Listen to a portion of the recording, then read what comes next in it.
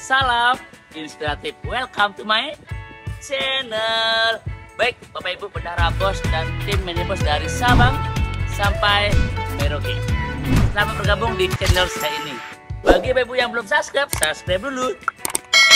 Oke, terima kasih. Nah, pada video kali ini saya akan membuat terkait dengan bagaimana sih pengelolaan bos kinerja. Karena sekarang sudah banyak sekolah-sekolah mendapat bos kinerja, baik itu karena berprestasi ataupun karena kemajuan terbaik. Nah, namun banyak sekolah yang masih bingung, uang ini bisa dibelikan apa sih? Apa saja larangan-larangan yang tidak diperbolehkan menggunakan bos kinerja ini? Nah, untuk lebih detail, mari disimak video ini.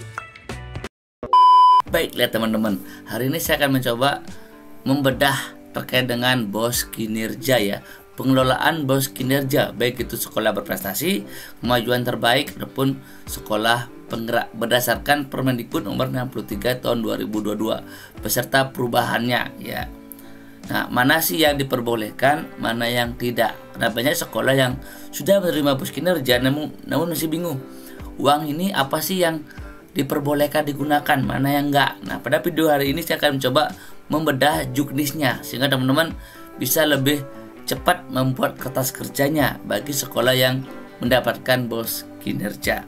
Nah, sebelum lanjut saya akan bedahin dulu teman-teman ya. Nah, dalam bos kinerja itu ada 3 teman-teman ya. Sekolah penggerak ini sudah jelas ya, ini sudah berjalan, misalnya udah banyak sekolah yang mendapatkan dana ini. Yang baru adalah ini, sekolah prestasi dan kemajuan terbaik. Ini yang baru turun SK-nya dan mendapat uang. Dan banyak DM ke saya itu mempertanyakan uang ini untuk apa aja sih yang diperbolehkan. Nah, kita akan coba bedah ini ya, yang khusus ke sekolah prestasi dan kemajuan terbaik. Sehingga video saya ini akan bahas 2 ini ya, bos kinerja, prestasi dan kemajuan terbaik. Nah, ini teman-teman, ini yang bedakan ketiga bos kin ini, sehingga teman-teman biar tidak bingung apa sih bedanya bos kin sekolah penggerak, kinerja dan kemajuan terbaik. Nah, untuk sekolah penggerak itu ada 4 hal yang diperbolehkan. Ya, ini lebih umum ya. Ini cakupan sekolah penggerak ini masih umum. Artinya masih banyak yang bisa digunakan untuk sekolah penggerak. Nah, untuk bos prestasi ini tidak umum lagi. Ya, ini khusus untuk pengembangan talenta atau siswa berprestasinya di sekolah. Artinya sekolah yang sudah berprestasi supaya tetap mempertahankan prestasinya bahkan lebih meningkat. Itulah tujuan dari bos kinerja sekolah berprestasi. Sehingga ada 4 hal yang diperbolehkan ya, yaitu untuk asesmen dan pemetaan talenta, pelatihan dan pengembangan talenta, pengembangan manajemen dan ekosistem, dan yang terakhir itu bagi yang mendapat dana tambahan itu untuk melakukan pengimbasan itu ada namanya sekolah program pengimbasan. Itu untuk sekolah yang setara ataupun di bawahnya nanti akan dapat anggaran tambahan ya. Kemudian untuk yang kemajuan terbaik itu hanya 2 hal yang diperbolehkan ya, yaitu pembelajaran dengan paradigma baru ataupun kita kenal dengan pembelajaran kurikulum merdeka di juknis yang terbaru ya, pembelajaran kurikulum merdeka. Kemudian yang kedua adalah perencanaan berbasis data. Nah, ini bedanya teman-teman. Nah, teman-teman kira-kira dapat dana yang mana ini? Silakan pedoman ini supaya nggak salah penggunaan anggaran. Nah, kita akan coba bedah di juknisnya teman-teman. Nah, juknis yang kita pakai adalah yang mesti dipakai adalah Permendikbud nomor 63. Ini yang pertama ya. Permendikbud nomor 63 tahun 2022. Ini masih digunakan untuk dasar kita berproses ya. Tepatnya itu ada masih di pasal 9. Itu dibahas terkait dengan kenapa sih teman-teman dapat anggaran itu. Apa sih penyebabnya? Mungkin sekolah berprestasi. Kenapa sih dapat, itu udah dibahas di pasal 9, 10 dan 11. Ini sudah diatur ya. 9, 10, 11 dan 12. Ini itu kenapa teman-teman bisa mendapat anggaran ini. Sehingga jika ditanyakan kenapa teman-teman mendapat anggaran itu, karena inilah alasannya ya. Itu kemudian untuk penggunaan anggarannya ada di pasal 41-nya ya, 41 dan 42 ini.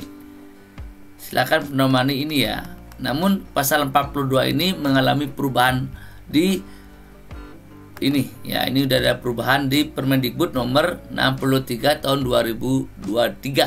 Perubahan atas Permendikbud nomor 63 tahun 2022. Ini kebetulan sama ya, antara nomornya sama ini, sehingga kita gampang untuk mengingat ya. Permendikbud nomor 63 tahun 2023 ini khusus membahas terkait dengan BOS kinerja, sehingga teman-teman yang mendapat BOS kinerja silakan pedomani Permendikbud ini ya, nomor 63 tahun 2023. Kita akan langsung mencari pasal 42-nya ya, tentang komponen-komponen apa yang diperbolehkan ya. Ini sebenarnya sama ya teman-teman ya, sama pada slide saya sebelumnya.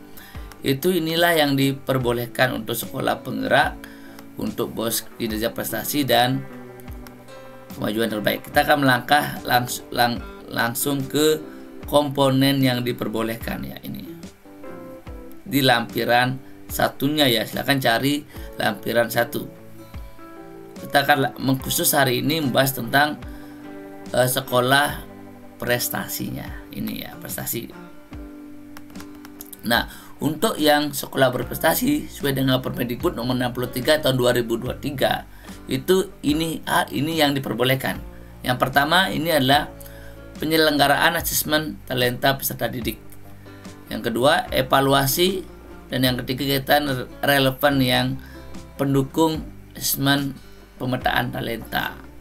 Yang kedua adalah, dan tersebut bisa digunakan untuk pengembangan pelatihan dan pengembangan talenta. Teman-teman bisa menggunakan untuk membuat pelatihan. Teman-teman undang semua siswa yang sudah dapat sesuai dengan peminatannya masing-masing, kemudian teman-teman melakukan peningkatan kapasitas dalam bentuk pelatihan, BIMTEK, Pulbot, dan sebagainya. Itu bisa digunakan untuk pengembangan kapasitasnya.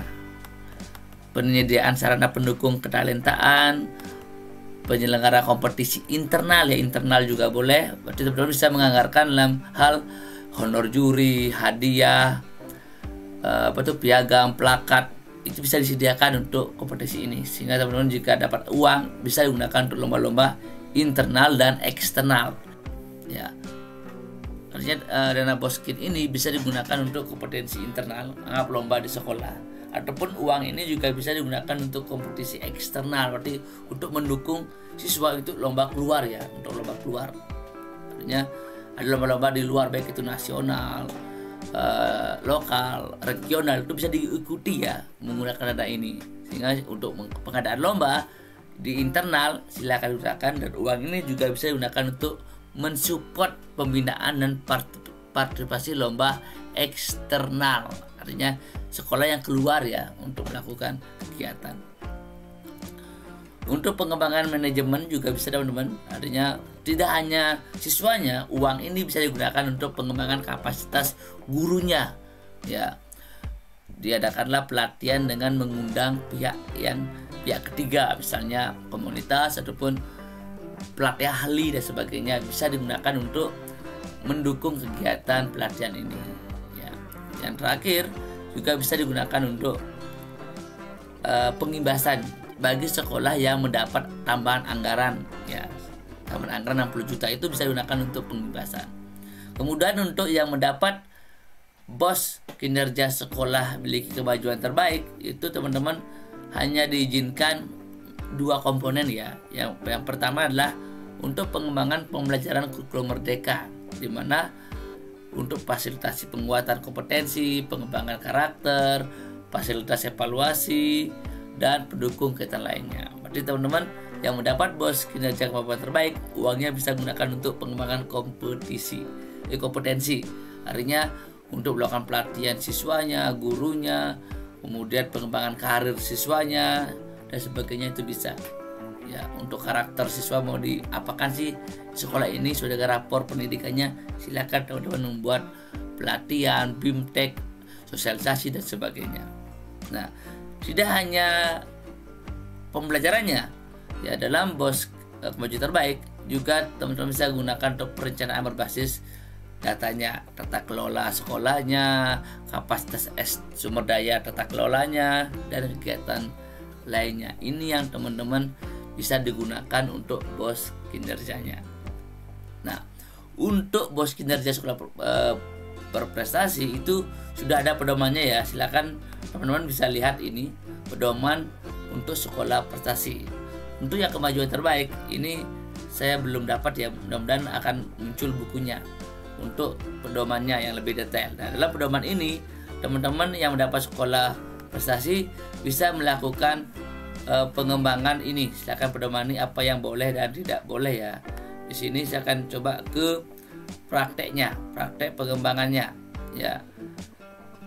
Ya, kita akan coba melihat ke praktek pengembangannya. Ya, ini yang diperbolehkan ya. Seperti yang saya bilang tadi, ada pemetaan talenta, pelatihan, dan pengembangan manajemennya, ekosistemnya. Nah, ini sudah di pedoman ini sudah juga dibahas 3 hal ya. 3 hal artinya bagi yang praktek pembinaan talenta itu sudah dibuatkan analisis SWOT-nya, bagaimana cara pelaksanaan dan evaluasinya.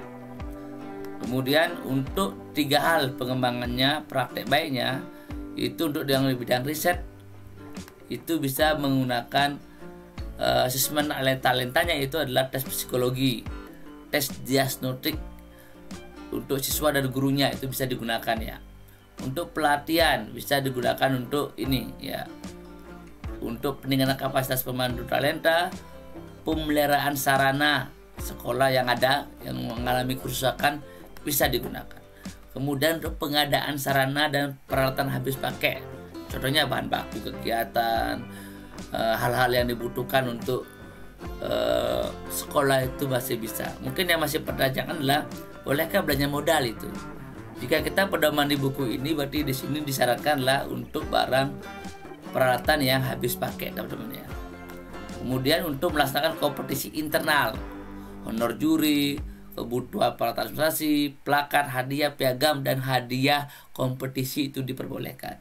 Nah, atau yang ketiga itu pembinaan partisipasi kompetisi eksternal. Berarti teman-teman jika ada sebuah prestasi dan ikut lomba keluar, itu bisa full akomodasinya menggunakan dana BOS ini, baik itu pembinaan, instruktur, pelatih dari luar, manajemen, dan sebagainya, itu bisa digunakan untuk partisipasi kompetensi di keluar. Nah, hal ini juga diatur juga untuk di bidang seni dan budaya, ini sama ya, bisa untuk kegiatan-kegiatan, silakan membaca. Ataupun di bidang olahraga juga sudah dibahas. Di olahraga juga sudah dibahas pengadaan alatnya, pengadaannya, dan sebagainya. Silakan teman-teman pedoman ini ya untuk bekerja. Nah, untuk larangannya itu silakan juga teman-teman pahami juga larangan, sudah dibahas di sini apa yang boleh dan tidak boleh ya. Lalu saya baca dulu. Nah ini ketentuan penggunaan BOS kinerja sekolah prestasi, mana yang diboleh dan mana yang tidak boleh. Silakan teman-teman bisa pedomani itu ya. Secara umum BOS kinerja itu larangannya sama ini ya. Ini larangannya tidak boleh digunakan untuk investasi, kepentingan pribadi, ini yang dilarang untuk semua BOS kinerja sebenarnya ya. Silakan pedomani ini. Ya, untuk jika video ini ramai, saya akan buat part 2-nya terkait dengan bagaimana sih membuat kertas kerjanya ya. Sehingga silakan di kolom komentar diisi apa yang ingin teman-teman saya buatkan video, apakah pengembangan kertas kerjanya ataupun hal-hal yang ingin teman-teman saya berikan video. Silakan di kolom komentar ramaikan, saya akan buatkan di part 2, baik itu kertas kerjanya ataupun hal-hal yang terkait dengan komponennya, mungkin lomba apa yang diperbolehkan, kemudian untuk pelatihan apa yang kita bisa anggarkan, body kitnya ataupun ATK-nya dan sebagainya. Oke, salam inspiratif.